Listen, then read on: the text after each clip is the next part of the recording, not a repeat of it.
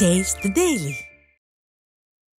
கடலூர் மாவட்டம் மேல்மலையமாதேவி மற்றும் கீழ்மலையமாதேவியில் உள்ள கோவில்கள் பாராயணம் செய்யப்பட்டு அடுத்த கட்ட பணிகள் நடைபெறாமல் உள்ளதாக கூறிய அதிமுக எம்எல்ஏ அருண்மொழி தேவன், புவனகிரி பேரூராட்சியில் கிபி 16 மற்றும் 17ஆம் நூற்றாண்டில் கட்டப்பட்ட ஸ்ரீ வெங்கடேச பெருமாள் கோவிலை புனரமைத்து குடமுழுக்கு செய்ய அரசு முன்வருமா என கேள்வி எழுப்பினார். எடப்பாடியார் அவர்களை வணங்கி மாண்புமிகு பேரவைத் தலைவர் அவர்களே, மாண்புமிகு அமைச்சர் குறிப்பிட்டு சொன்ன எனது தொகுதியில் உள்ள அந்த திருக்கோயில் கடந்த ஆண்டு ஜூலை மாதம் பாலாயணம் செய்யப்பட்டு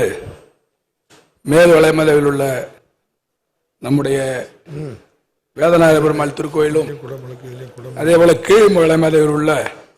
வான்கோடீஸ்வரர் திருக்கோயிலும்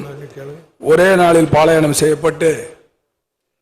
அதற்கு பிறகு பணிகள் எதுவும் தொடர்ந்து நடைபெறாமல் இருக்கின்ற சூழ்நிலை இருக்கிறது. அதை துரிதப்படுத்த வேண்டுமாய் மாண்புமிகு அமைச்சர் அவர்களை உங்கள் வாயிலாக கேட்டுக்கொண்டு,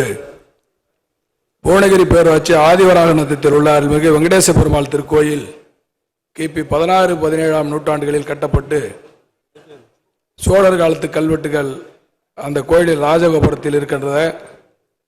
ராஜேந்திர சோழன் தனது அன்னைக்காக கட்டிய சிவன் கோயில் எப்படி பெருமாள் கோயிலாக மாறியது என ஆய்வாளர்கள் ஆய்வு செய்கின்ற வருகின்ற